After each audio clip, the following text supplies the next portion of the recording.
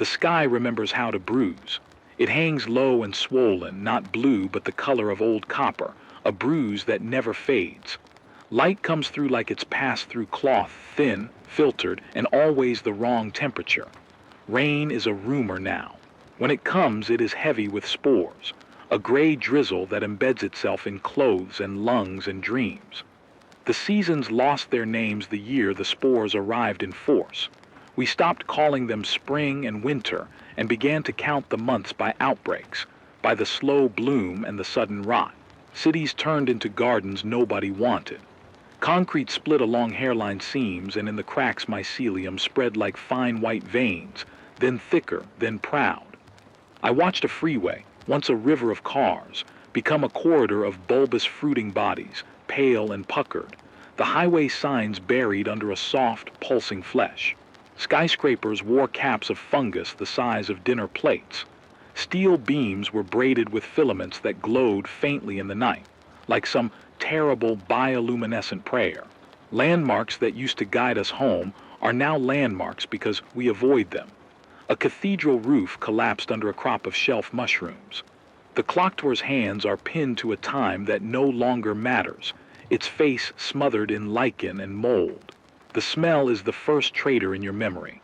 Not just earth or rot, but an undertone of sweetness gone sour, like overripe fruit left in a closed car.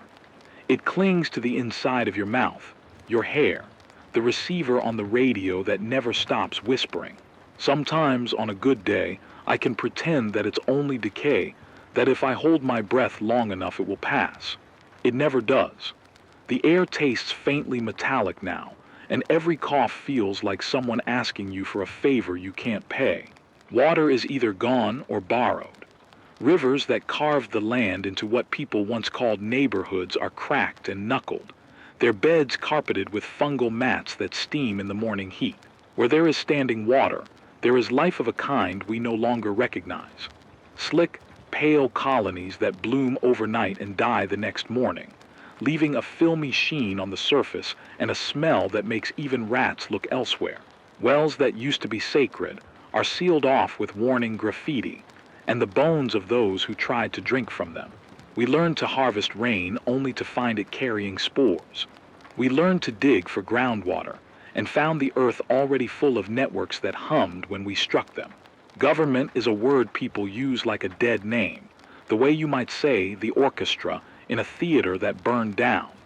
There are still pieces of the old machinery, a courthouse with its rotunda caved in, a municipal building tagged with desperate scrawl. But the institutions that kept order have long since melted into rumor. In their place are barter rings and radio collectives, small clusters of people who trade information for seeds, for batteries, for boiled water. Some groups call themselves communities. Others are more honest and call themselves crews, caravans, harvesters. There are scavengers who work alone, sliding through the ruins with quiet boots and quicker hands. There are men and women who took uniforms and created lords, who sit on the rubble of former bank vaults and trade bullets like coins. We learned the difference between a militia and a gang by the way they looked you in the eye while they took what you had. Survival went technical and devotional at once. People worshipped old solar panels, praising small glass rectangles for the light and charge they gave, the same sunlight that the fungus used to grow. Libraries became arsenals of knowledge. Manuals on canning, on dehydration, on primitive mycology piled next to novels no one reads anymore. Hospitals no longer run charts. They run containment protocols and isolation wards for those touched by the worst infections. Scientists who stayed behind are ghosts now, half mad with equations and journals, trying to map the new ecology, to understand why some spores animate and others merely consume. There are whispers of labs that still hum, of refrigerators that keep samples at impossible temperatures. I have heard those whispers on the radio, between the static and the old songs. People have adapted rituals. We wear layers not for warmth, but to keep the spores from our skin. We hang smoke and salt in doorways, not because it always works, but because it gives a pattern to our fear. Children are born into this architecture of loss. They climb over fungal ridges and name the colors of rot like they are learning a language. Some of them have never seen a blue sky, and so they ask about it as if it were a fable. Out here, the map is a burned thing. Roads lead to places that no longer exist or to other survivors who will listen in the night and then move on. Trust is measured in the weight of a battery and the humidity of a voice. News travels in small beacons. A whistle, a coded light, a flicker on the radio where someone reads coordinates, and a voice that sounds like salvation. Mostly, the radio is how we remember we are not alone. It is a thread strung through the wreck, a way to tell the world that someone on the other end is keeping watch, that the line hasn't yet been cut. It is an anxious place to live. Beneath the everyday chores, filtering, mending, rationing, there is a constant tension, the sense that everything we have is alone and some storm, some bloom, some miscalculation will demand repayment. The horizon always looks like it's preparing to change its mind. We wait and listen and patch our hopes where we can. In the meantime, we keep our radios warm against our chests and talk into the static as if speaking could steady the world. I learned to speak into the dark the way other people learn to pray. At first it was habit, an old habit from before, when my life had a schedule, and my hands knew the ergonomics of knobs and meters. Now my hands know the weights of batteries and the grain of copper wire, and my voice is what I have left to hand across the void. My name is not important. Names belong to a world that could keep records. Call me Miles if you want. It suits the rhythm of an old life. Once I fixed transmitters for a living. I tuned antennas, soldered fractured joints, and spent more hours than I should have in rooms that smelled of ozone and coffee. In that life I chased clarity, the right frequency, the clean signal. After the spores came and the cities folded in on themselves like bad origami, that trade kept me alive in a way that muscle and fire could not. The radio is my currency now. It is how I map the world, how I trade information for food, for a bolt of canvas, for a story someone thinks is worth the weight of their breath. Survival for me is a ledger of small things done correctly. Food is scavenged and salvaged, not grown. I know where the canned food is likely to be, grocery stores stripped of fresh things, their metal cans left in towers, unopened and waiting, but also the places where raiders left their marks. Water is the biggest calculation. I carry 2 metal flasks, a gravity-filtered jury-rig from a solar still I learned to fashion when the river ran dry. I boil when I can, and if I cannot, I run water through cloth and charcoal and hope for the chemistry that keeps you from coughing your lungs out for the night. We keep salt and iodine tucked in tins. We barter them like gold. Clothing is armor. I stitch layers into my jacket cotton, then a plastic liner, then canvas. I keep a net hood for when the spores fall like bad weather. We learned quickly that spores do not respect ceremony. They drift. They ride the breath like a hitchhiker. So we seal windows with plastic sheeting, we hang smoke in doorways, and we leave offerings to whatever superstition keeps you sane at night. I keep my radio receiver wrapped in oiled cloth when it rains spore, and I sleep with a respirator within arm's reach. I keep lists. Lists are a way to believe in tomorrow. Batteries scavenged at the old hospital, a roll of copper wire taken from a toppled billboard, the coordinates of a place someone on the frequency called Blue Well. Lists are also confession.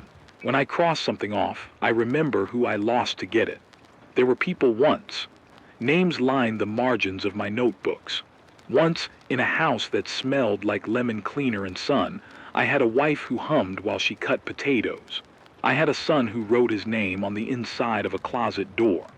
The spores took them both in the slow, terrible way that took everything, not a moment but a season, a steady surrender. I carry their absence like a small stone in my pocket. Sometimes I turn it over until the edges wear smooth. What drives me is not heroism. It is habit and mercy and fear in equal parts. Habit, the muscle memory of tuning a dial until the static thins and a human voice answers. Mercy, the idea that maybe a voice on the other end is someone's last thread to hold on to humanity. Fear, The knowledge that silence can mean the end. There are nights when I catch myself broadcasting into nothing and I can feel the pull to stop, to hide the radio and let the world take its silence. But then on the next night someone answers. A child's whisper, an old woman humming a hymn out of tune, a group of scavengers checking in to coordinate a route around a fungal bloom. Those quiet replies are more sustaining than a liter of water. I am not alone in being stubborn about the radio. There are collectives that run networks, grids of transmitters that hand off messages like a chain gang passing a message until it finds the one it's meant for. We have names for the beacons. North Watch, in Berlin, Blue Well. Some are just single operators broadcasting into darkness, begging for coordinates, for news, for a scrap of human warmth. Sometimes the voices are hostile, hoarse with fear. Sometimes they are brittle with a kind of laughter that sounds like it could fall apart. I have learnt to listen for the ones who linger. They are the people who have made themselves small and useful.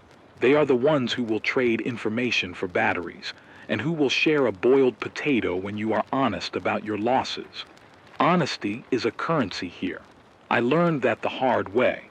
Once I lied about a cache of batteries to a woman who came into town with a child and eyes like a deer's.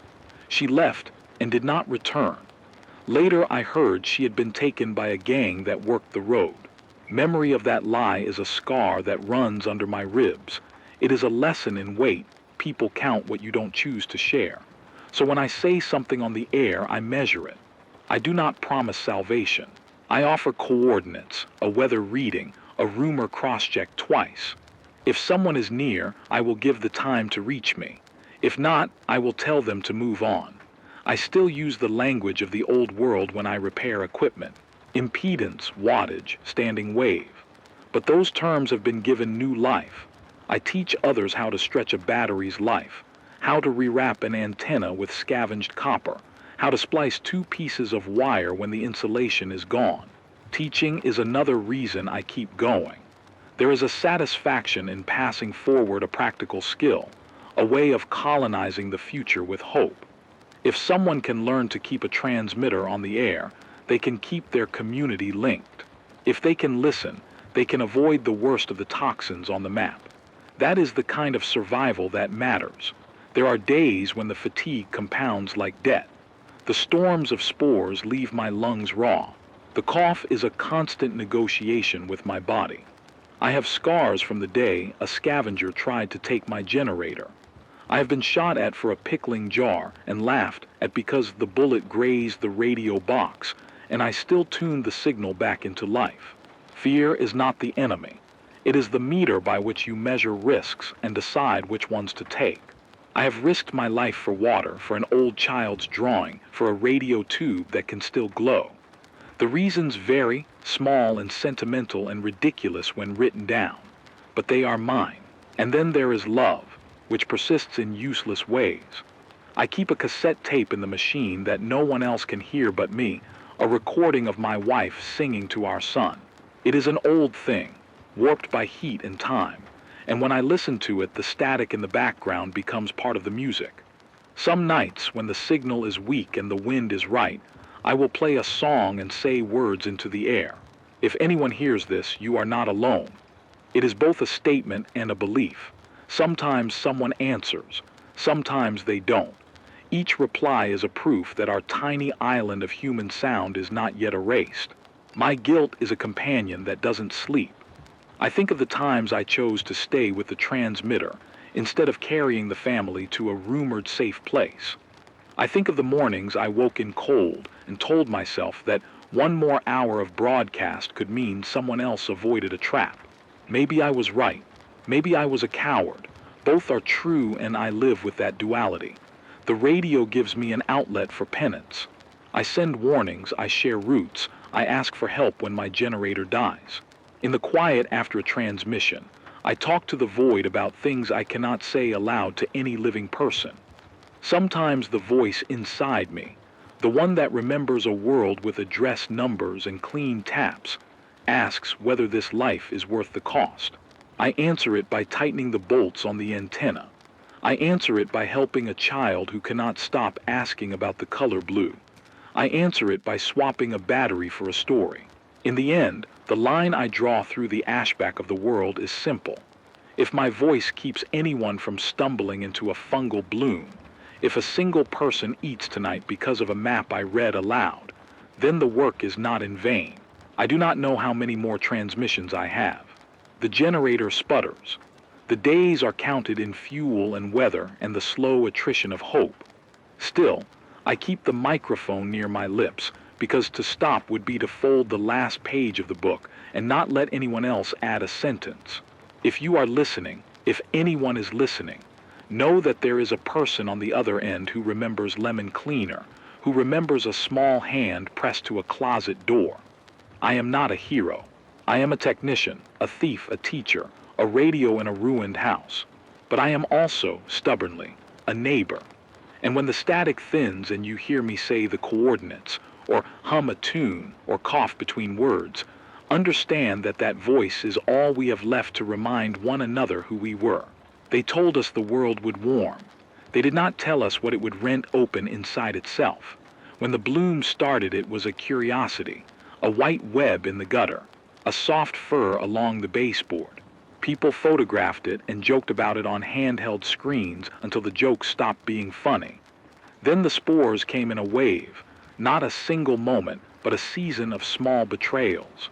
At first they rode the wind like dust and lodged in the roofs of our lungs.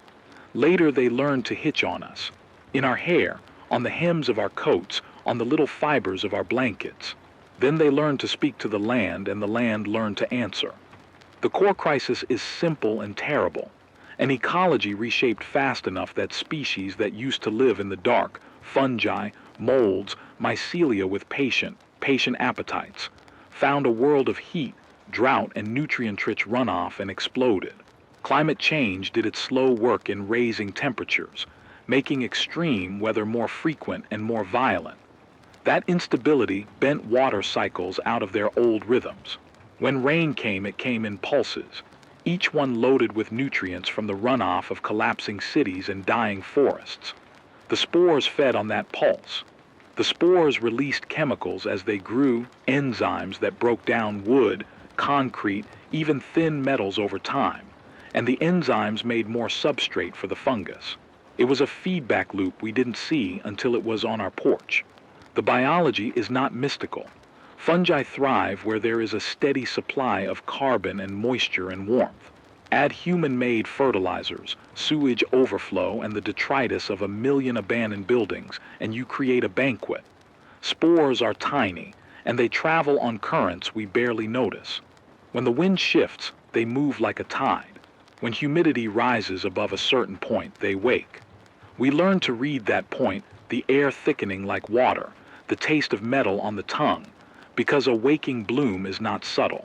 It sends out a scent like wet flour and rot, and then you see the white netting, the caps that puff spores at the slightest touch. That's what's happening more and more now. Conditions that used to only come once in a while are happening in repeated cycles, sometimes overlapping. A heat wave dries the topsoil into powder. A sudden, nutrient-charged downpour soaks that powder and the fungal threads spike. A wind throws spores into valleys and towns. Then temperatures dip and the spores lie in wait, in the dust, in our clothes, until the next pulse. Each cycle makes the fungi more embedded in the landscape. What used to be a forest edge becomes a band of fungus. What used to be a riverbank becomes a slick membrane that bubbles when the sun hits it. Survival becomes harder because everything we do now increases the chance of waking the bloom or walking into its path. Food sources are less reliable. Gardens fail when the soil is saturated with fungal metabolites that outcompete plants for nutrients. Livestock, when you can find it, carry spores in their fur and in their feed. Water is either contaminated by mat colonies or dwindled to pools that steam when you disturb them. Fuel is scarce. The infrastructure that kept medicine, food, and communication moving has fractured. Even fuel we find is often contaminated.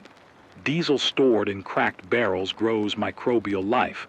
We can't burn without fouling our filters. I'll tell you what I face every day so you feel the weight of it. My generator drinks fuel like a thirsty animal, and I have a finite number of cans left. Whatever I can scavenge from old gas stations that didn't get stripped or from the back of a service truck. Batteries are harder. Lead-acid cells sulfate when left uncharged. Lithium cells will die if you let them fall below critical voltages. I have learned how to resurrect some, how to combine cells the nights are getting louder. During the first years of this collapse, silence was the enemy, the long, empty quiet that followed each broadcast, when the static didn't answer back and you had to imagine the world on the other end.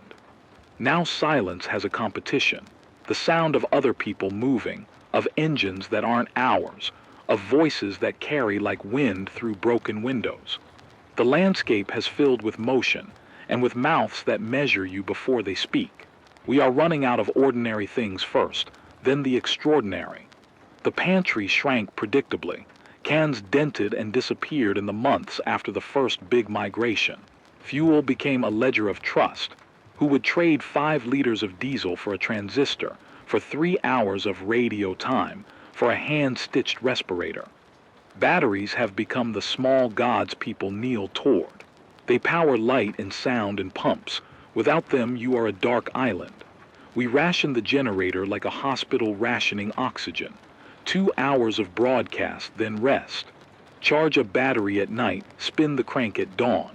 I taught a small ring of neighbors to conserve by switching off everything but the essential, to sleep when the sun was high if they could, to use mirrors and lenses for light, and to read maps by day. But day by day the rules changed. Water stopped being a math problem and became a series of moral choices. You find a puddle with a thin film of fungus, and you have to choose whether to filter and boil it, or to mark it on a map for someone less in need. You come across a cistern half full and decide whether to siphon it dry for your group, or to leave half for the wandering family that might need it in the winter. Every choice is measured against the weight of conscience. The raiders learned the arithmetic of desperation faster than anyone. They learned we would protect life over noise, and so they built strategies around silence. They travel in the dark and make noise at friendly camps to lure defenders away, then come through the gaps. They took the name Menders at first, because they like to strip houses for spare parts and sell the rest. But names are irrelevant. They are a faction whose entire economy is extraction. They have radios too, but theirs are sharp, hacked for jamming. They do not trade, they collect. Their mark is always the same, a symbol spray-painted in streaks like 3 slashes left on a doorframe where they have claimed dominion. We had a run-in last month.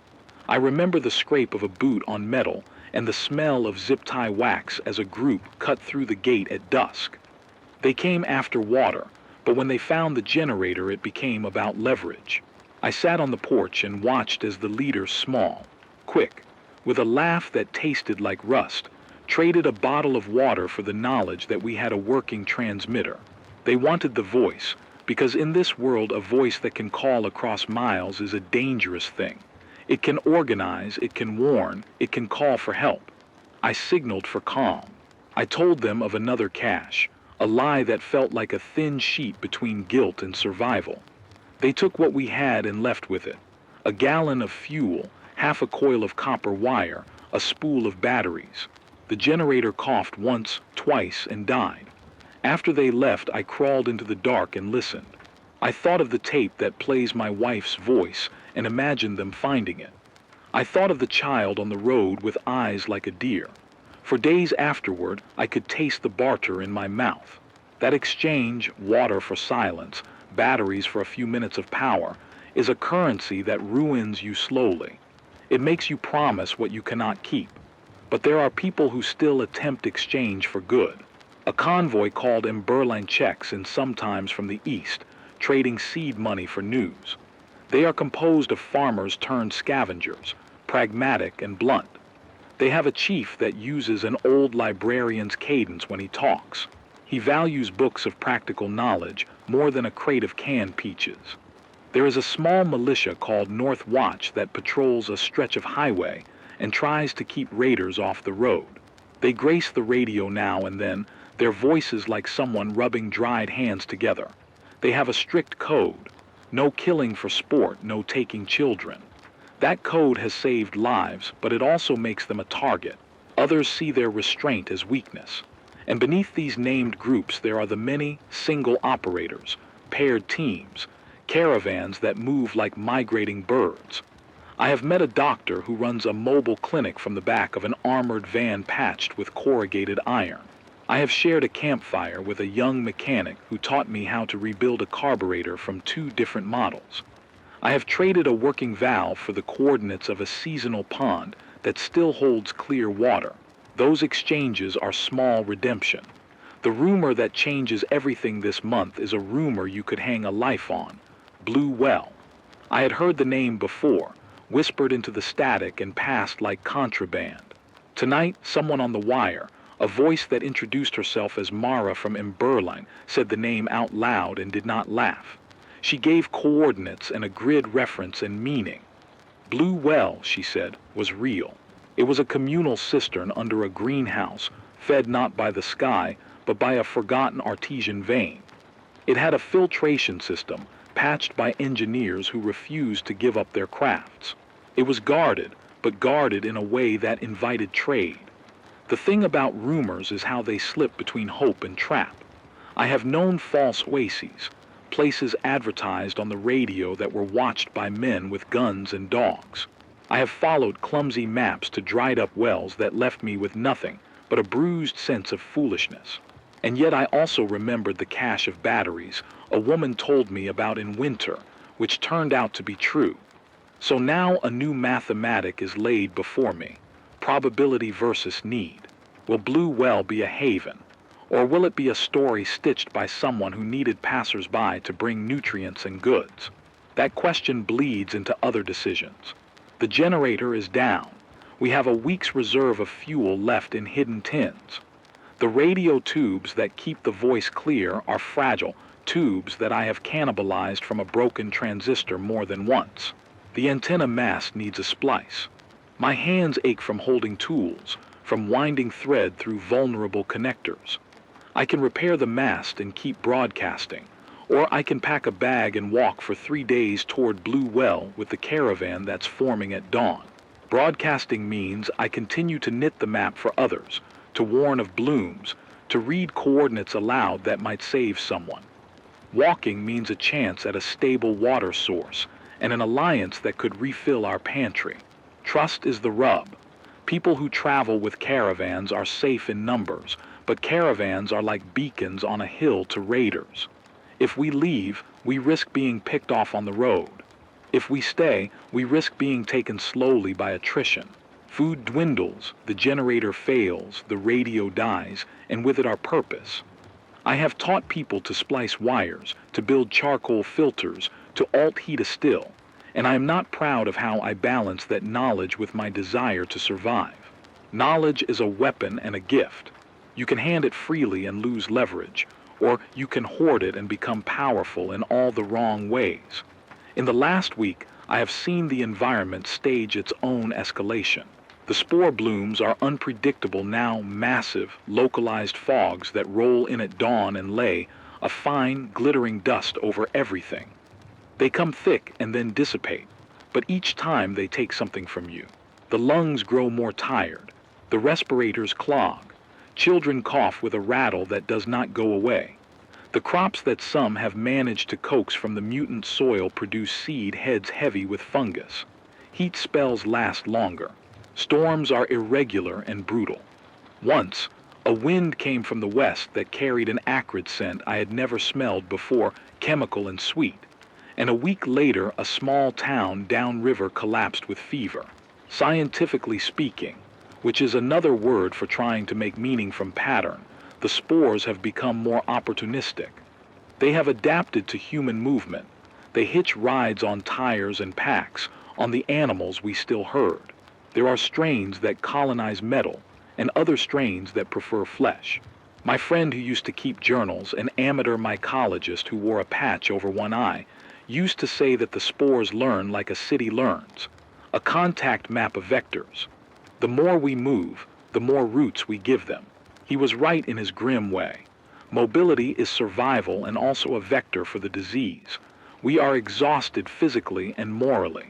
The band of people who once camped beside me has shrunk. Some joined in Berlin, some were taken or worse, and some left with packs and a resolve that made my chest ache with admiration and fear. I see them less often now. The radio brings voices in the night that are thinner and less confident, and sometimes they trail off mid-sentence because someone has opened a door. My internal calculus turns into a war of metaphors. I compare the radio to a lighthouse and to a leaking dam. If I shine, I can guide people away from the shoals, but I can also draw pirates. If I patch the dam, that is, if I keep the generator on, I spend the fuel that could carry me to Blue Well. The moral confusion is worse because it is never abstract. It is measured in the weight of a can, the cough of a child, the heat in the wind. One night a young woman arrived on foot, mud drying on her legs, a small boy trailing with a bandaged wrist. They had followed one of my coordinates to an abandoned school where we kept a small store of seeds and a crank radio. She told me she had heard the name Blue Well, and that the convoy had promised passage to anyone who brought a map or news. She asked to join. Her name was Susan. She smelled like smoke and rosemary. Her eyes had the hard shine of someone who had traded sleep for planning. She carried a small satchel with what looked like 3 batteries and a notebook full of shorthand. I looked at her and at the boy and thought about the tape of my son's voice. I thought about the lie I told when the raiders came and the way the generator died in my hands. I thought about how my hands know the weight of the radio, how my voice is the one bridge some people need. I considered how to refuse without being cruel. I considered how to accept without being reckless. Trust is not a single decision. It is a braid of small bets. I tested Susan with a question about filters. She answered clearly. Charcoal, sand, 2 layers of cloth, boil for 30 minutes at a strong simmer. She had learned a simple, essential science. I asked about navigation, about tangles on the road, about what she would do if we were ambushed. She said she would run to the trees and wait. That answer sat wrong in my chest. Running leaves people behind. It is what raiders count on. I told her that and she looked at me like someone realizing a truth too late. She stayed the night. Her presence was a pressure gauge. In the morning there was the sound of a convoy in the distance, a low thrum like a herd. Someone on the radio called out, "In Berlin forming at dawn, heading for the Blue Well. Will anyone else join?" The answer came from across the valley in a voice I recognized, North Watch. They would provide escort for the first day. The math of our decisions condensed into seconds.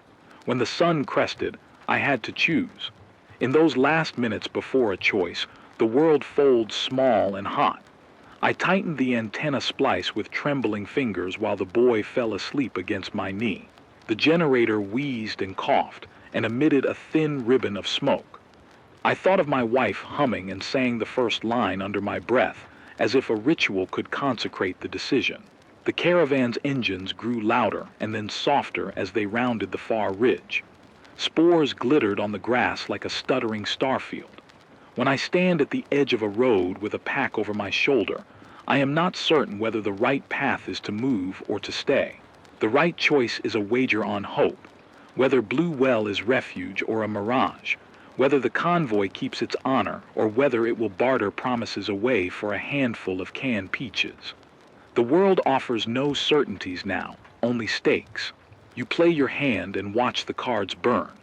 I did not know, that morning, which story would hold. I only knew that the sound of engines layered over the quiet of the valley made my heart go hard and my jaw clench. The boy's breath warmed my hand. The radio sat in its case, stitched with oilcloth, an aching weight of responsibility and possibility. The decision was about to be made, and with it, the next page in the ledger of what we call survival would be written.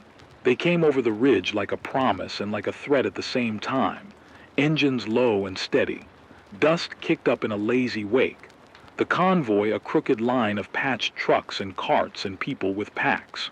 And Berline's lead rig had a patch on its door I recognized from the broadcasts, and behind it rolled North Watch's battered pickup with the librarian chief standing in the bed, his hand shading his eyes as if cupping sunlight could stop the world from changing. For a breath I believed we had found it. Blue Well wasn't a story. It was a place that answered, a point on a map that held water, a greenhouse stitched together like a prayer. I felt the small electric lift in my chest that comes with any rumor confirmed. Maybe tonight, I thought, there will be a bath. Maybe tonight, I'll hear children laugh like the way I used to remember my son laughing, not on a tape, not through static, but live and whole. Then the first volley came. It wasn't loud at first. A sound like gravel thrown onto metal, the staccato tick of something striking tin. Someone at the front of the convoy shouted. Words broke into the radio static like glass. The leader's voice, the librarian chief, went sharp, then cut. That cut was the same shape as all the others. Someone had tried to be clever and violent and had learned the wrong way to measure the world. Raiders. The mark left on the gateposts the week before had meant something. Those menders we had cursed and bartered with who learned to read desperation. They had a new trick. Jamming and small arms teams staged like hunters. A rusted pickup peeled away from a scrub line, and two men with rifles moved in wide sweeps. They didn't want the entire convoy wiped. They wanted leverage, and leverage is always exchanged in silence. A bloom of spores swirled behind the pickup, a pale haze that glittered like a low fog in the late light. Someone had set fires along the roadside, the smoke lifting the spores in ribbons so they hung in the air like a curtain. The world had learned to weaponize the weather. People used spores the way older societies used words. My hands had already found the radio before my brain finished the thought. The generator coughed in the shed and then settled into a thin, tenacious rhythm. I fed it the last of the clear fuel I had hidden under boards. The tank had been a debt I didn't want to spend, but the math was simple. A broadcast might save lives. My fingers tuned frequencies with an old efficiency, sliding past music and the thin hiss of dead channels until a voice answered. It was Susan, whispering a coordinate and a prayer. Ambush, she said. They've set up at the fork. I can see rifles. I could hear the boy breathing in the background, shallow with sleep. The caravan's drivers shouted orders, metal clanked. I heard the librarian chief's voice get a second wind and then go hollow. We need a route, he barked. Give us a detour, Miles, tell us a safe pass. There it was, the ledger falling open before me. The radio is a map and a sword and a ledger, and that morning it was my only tool. I spoke. I gave them a long detour around the fork that would add cold miles and an extra hour, listening to the sound of engine shift in real time as they decided. I called out a wind change to the south that would carry spores away from the convoy if they kept pace. I gave them small, practical things, what bend to take, where to find a low tree line for cover, where to keep speed, and when to dismount. I did not tell them the weakness of the raiders because I did not know it. I could only offer what I had. Direction, blunt facts, a voice that had studied maps and the patience to hold a line. The raiders, it turned out, were not content to take only the lead. They wanted the sound. They wanted control. Someone at the edge of the scrub fired a tracer that winked like evil fire. The convoy broke into panicked movement. In the chaos, a small truck overturned, sending a clatter of cans and a cry into the air. A woman screamed, and it sounded like a bell in a cathedral that was collapsing. Then the jamming started. A low, mechanical howl rolled across the frequency like a pack of vipers. My voice became a thin thread and then a whisper. I punched the amp, watched the needle spin, and felt the generator strain. Its sputter deepened into cough. The raiders had someone who knew radios, someone who had learned the same cruel trade I had and used it to silence others. The comms went dark in a way that felt obscene, like someone closing a book while the last page was still wet. I could have shut my door and kept the fuel. I could have packed a bag and walked for Blue Well with the rest, trusting that the convoy's numbers would keep the boy and Susan safe. I could have become one more shadow in a long migration. Instead, I did the one stupid, beautiful thing I had been trained to do, and the one that had become my definition. I pushed the generator to a painful pitch and leaned my whole weight into a voice. "North Watch," I called, though I did not hear their badge on frequency. "Librarian Chief, this is Relay. Hold at the tree line. Spores to the east. Take the low road.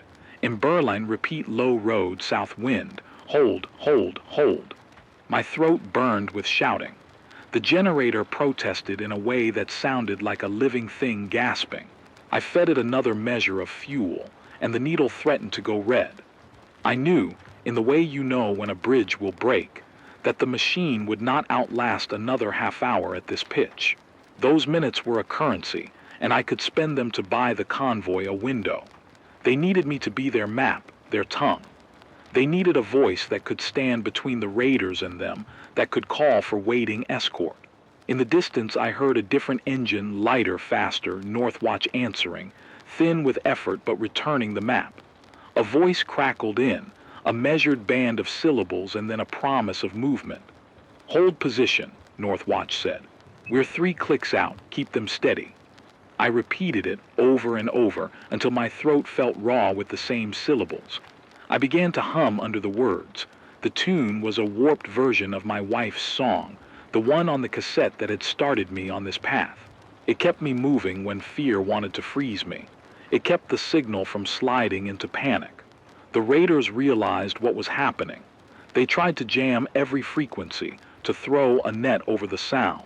They advanced with a reckless speed meant to frighten. They flung spores and smoke ahead of them like a curtain to hide their rails. One of their trucks rolled and left a smear of people and glass in the road. I could hear metallic screams from the convoy's tail, someone trapped, someone crying. I told North Watch the coordinates again, and I told Berlin where to go. I gave orders like a man with a ledger open to a page of sinners and saints. At one point, a shot cracked too close to the house. A splinter of wood from my porch sailed past my ear and embedded in the doorframe. The generator hiccuped. My heart folded in on itself the way a book does when you read the last page. "Go," I told Susan when she breathed into the mic and begged. "Run to the low road. Keep the boy covered. North Watch is 3 clicks and they're coming fast." She answered with a sound of broken hope strung thin with gratitude. "Miles, go," I said again, because commands are what you give when you cannot fix everything. They ran. The convoy broke into motion, low and fast like a prayer. I kept speaking until the radio felt like a live thing against my lips.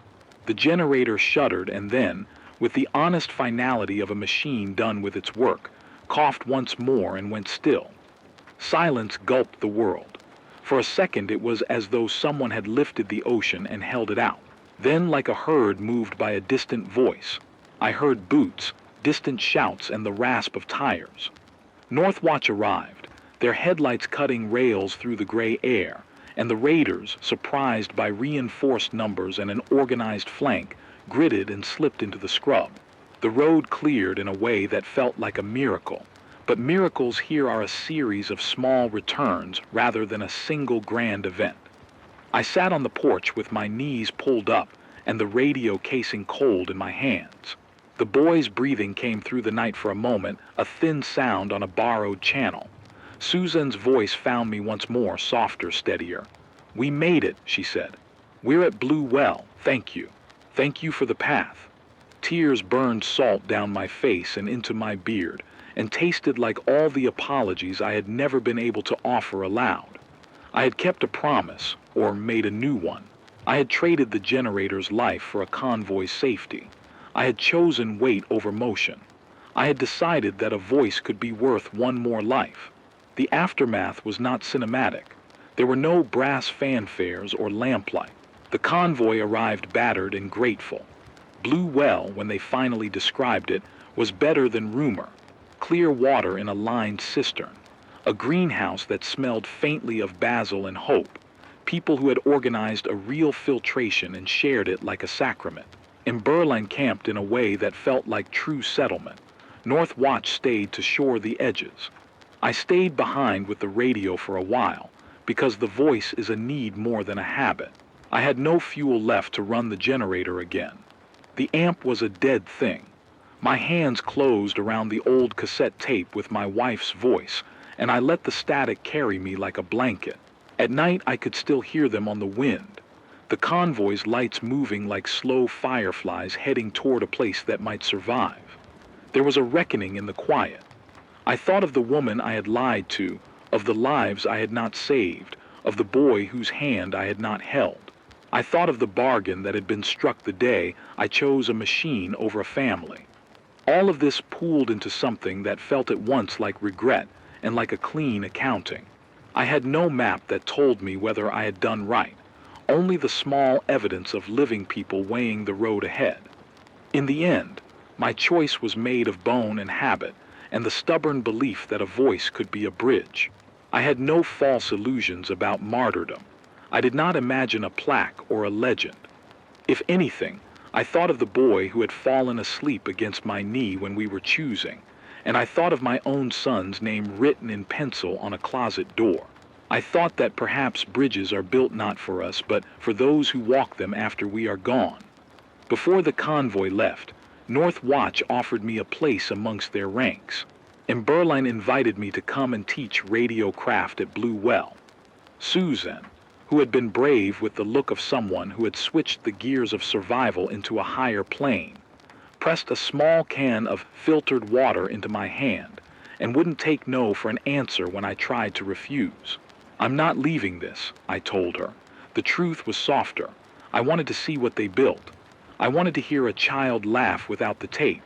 She smiled at me in that way that tilted the whole world toward better math. "You saved us," she said. "Stay." So I stayed. Not because I had nowhere else to go, but because I had found in the act of giving my voice away that I wanted to hear what it sounded like when other people used it. The generator would be rebuilt someday, or scavenged from a dead rig. The radio would find life again. People would learn to splice and to listen and to shield their breaths. And if the world took from me in the nights to come, then at least I had something to show for the hours I had spent awake, a ledger of people alive, and a voice that had not folded when it mattered most. When the generator died that afternoon, it felt like the final page of a book falling out of my hands. The house went quiet the way a heartbeat goes quiet when someone holds a hand over it, immediate, intimate, impossible to ignore. For a while I sat on the porch and let the silence explain itself. The convoy moved on like a reef of people dragging a future behind them, and Blue Well became more than a name. It became a place that had answered when the world had not. The ache of giving up fuel to buy their passage did not disappear. It settled into my ribs and rearranged itself into something harder to name. The immediate outcome was simple and stubbornly luminous. People lived. And Berline found the filtration system intact and working. They patched it with parts salvaged from other rigs, taught a handful of engineers how to keep the pumps primed, and left watch shifts posted in rotation. North Watch stayed long enough to patch wounds and tell stories that made the youngest in the convoy sleep without nightmares for the first time in months. Blue Well, described at length in late-night broadcasts, had a lined cistern, a greenhouse that kept humidity steady, and a group of folks who considered stewardship more important than hoarding. They shared water because they could not afford the moral cost of not sharing. That was the first, blunt truth of the aftermath.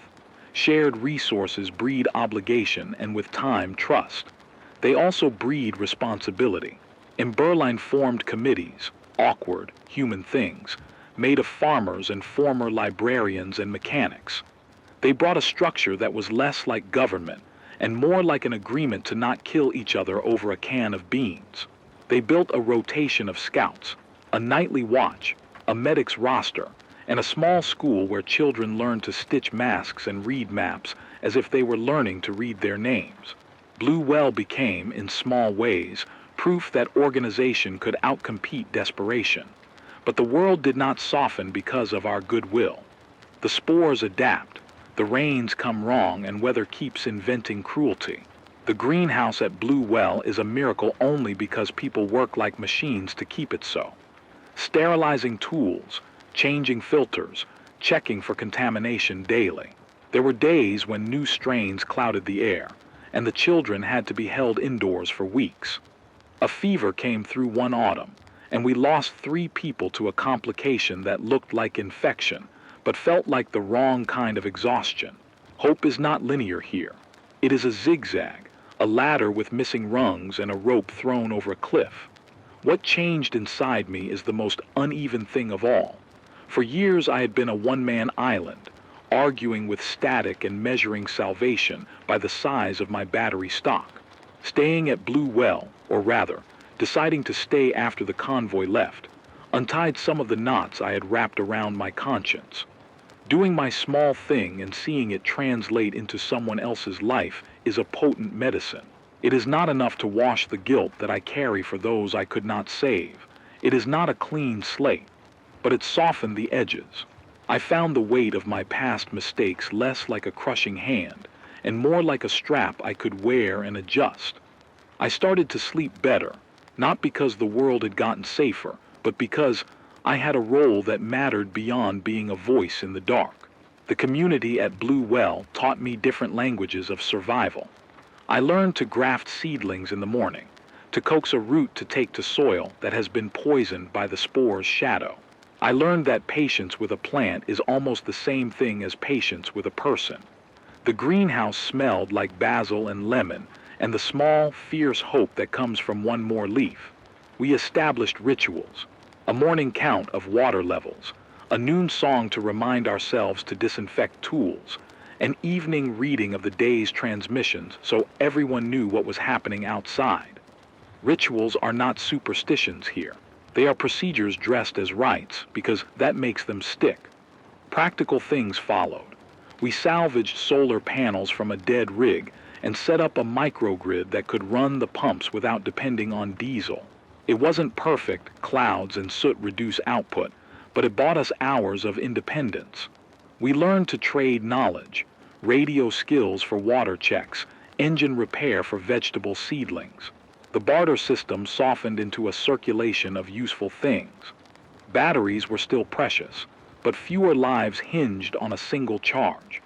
We built caches and hidden caches, and we taught children to map them like treasure hunts so that the knowledge of where stores existed was distributed and not concentrated in any one person's possession.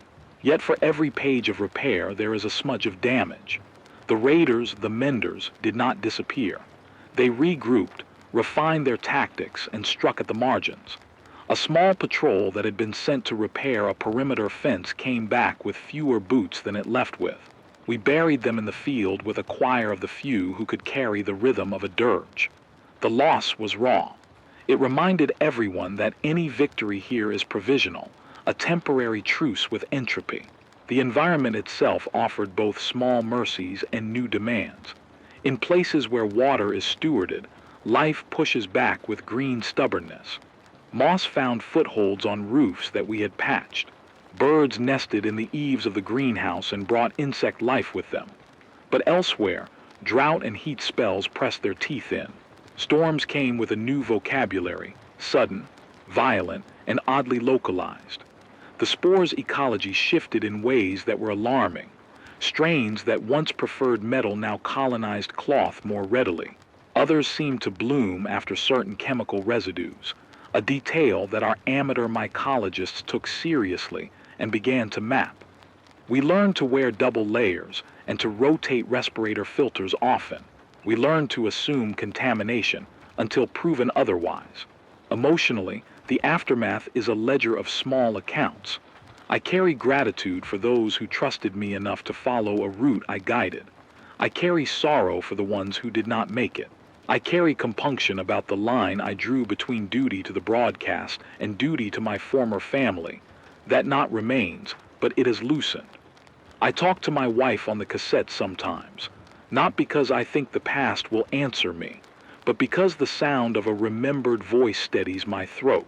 Those tapes are private liturgies. They are the tiny fires I keep lit against cold. I also learned to listen differently. Being part of a community changed the way I speak on the air. Instead of being a lone beacon, I became a node in a small network. I relay not just coordinates but context. How safe a route is, which strain of spore to worry about, whether a place is guarded by a militia of people who will keep to their code. My broadcasts now carry the smell of basil or the scrape of a wrench. They carry the practicalities of a life being rebuilt. People respond differently to a voice that understands both technical impedance and the price of a can of beans. Blue Well's existence rippled. Other communities, smaller, tentative ones, called in. Some asked for seeds, others for a radio teacher, still others for a spare respirator or a primer on building a solar panel from scavenged parts. We started a small apprenticeship program.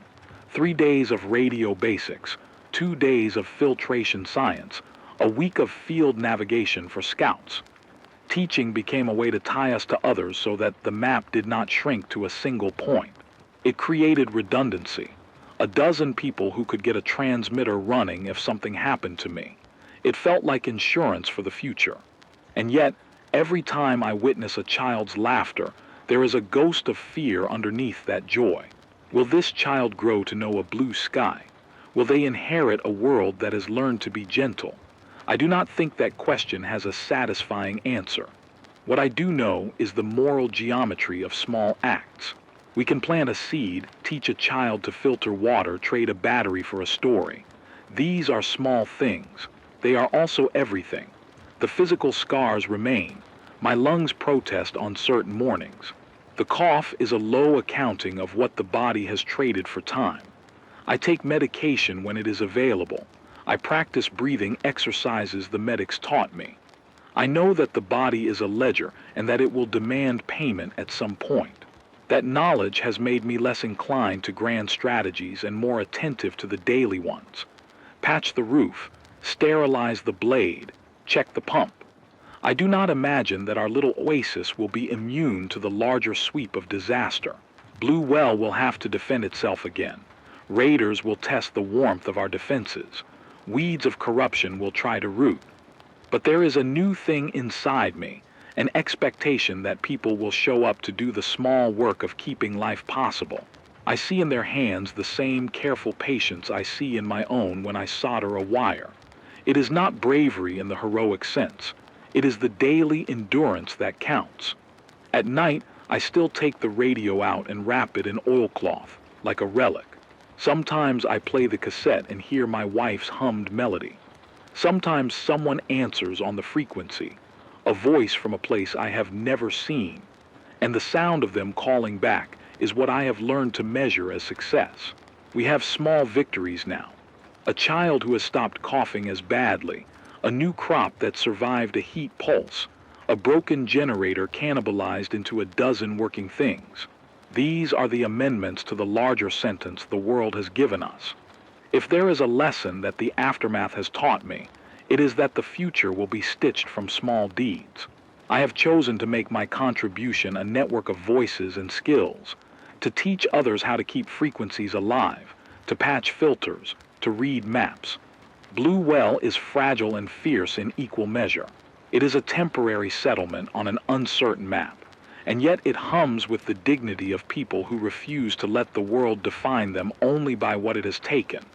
I still carry guilt. It is a human weight that will not simply be set down. But I also carry a ledger of lives kept, temporary shelters built, seedlings planted. I carry the sound of a child laughing in the greenhouse, small and bell-like. And for now that sound is good enough to bring me to my feet. The world beyond us can remain cruel and mutable. That will not make our work meaningless. It only makes it necessary. So we mend, we teach, we stand watches, we hold funerals when we must and celebrations when we can. We keep the radio warm and the filters changed. And we pass along the small, stubborn tricks that make tomorrow a little less lethal. I have traded a generator's life for a convoy's survival. And in return, I have been given a place at a table that smells of basil and boiled water and human conversation. The ledger balances imperfectly, but for now it balances. We will see what the next page says. The world has not forgiven us, and it probably never will. I say that not to close a door, but to name the terms we live by. Damage is part of the landscape now, and so is the work of keeping a life together despite it. When I walk the greenhouse at Blue Well, my hand brushes leaves that smell faintly of basil and soap, and for a moment the old vocabulary, dinner, afternoon, tomorrow, feels possible again. Then a gust rattles the plastic, and I remember the ledger of losses folded into my ribs. Hope sits beside guilt at the table. They are strangers who eat from the same plate. After the convoy left, life settled into a rhythm that is small and severe. We water at dawn, we check filters at noon, we listen at night. The radio has been reworked with parts scrounged from more than one dead rig. It sputters instead of singing, but it sings enough. I teach twice a week now, radio basics, filter maintenance, how to read a sky that no longer keeps its promises. The apprentices are steady-handed and impatient in the best ways. They ask sharp questions and forget to be grateful in public, which I have learned is a sign of resilience. We trade knowledge like currency, and in doing so we dilute the power of any single failure. If I fall, 10 others know how to lift the transmitter. Not everything in this place is repairable. The cough inside me is a friend I did not invite. It comes most mornings like a reminder of what I gave and what I still owe. Sometimes I wake and can hear the thin rasp under my blanket, and I think of my son's penciled name on a closet door, and the hours I spent choosing between transmitting and carrying. Those choices do not stop haunting me, they only change form. Now they ask to be balanced against new responsibilities. Teaching, defending the greenhouse, making sure the water filters are not a single point of failure. Each small duty makes the old omission slightly less sharp, but not gone. We are neither naive nor sanguine. Blue Well is a fragile thing, a patched cistern, a greenhouse that must be tended like a new language, a community that came together because it had to.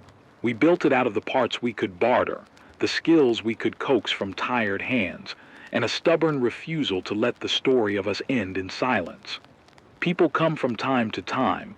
Some arrive with a limp, some with news, many with requests. We answer what we can and we tell the truth when we cannot. Honesty has become the coin that buys trust. It costs us less than lies and lasts longer. Nature, when it chooses, is merciful in small ways. Moss learns to live on the north side of the shed. A certain bird has made the greenhouse rafters its territory, and in doing so has invited insects that pollinate our plants. But the larger climate does not relent. Spore blooms still come in strange patterns. Heat waves carve the land into sharper lines. The engineers and the amateur mycologists among us map out 1,000 small rules. Which soils carry which strains, how chemical residues encourage certain blooms, which roots to avoid after rain. It feels like learning a dialect of danger. We are never finished learning it. Sometimes I still go out on the radio late, after the children are asleep and the watch is set. I don't broadcast long, a few minutes at most, because the generator is no longer mine to spend lightly. I relay simple things now. A road that has become safer, a band of raiders skirting the South Ridge, a rumor that a small settlement needs seeds or a teacher. People answer. Sometimes the voices on the other end are thin with hunger or fear. Sometimes they are bright and made entirely of strategy. Every voice that answers is a proof, not of salvation, but of connection. I have come to measure success not in grand rescues, but in how many people I can nudge away from a bloom. How many children go to bed covered with clean blankets? How many filters are changed before sunrise?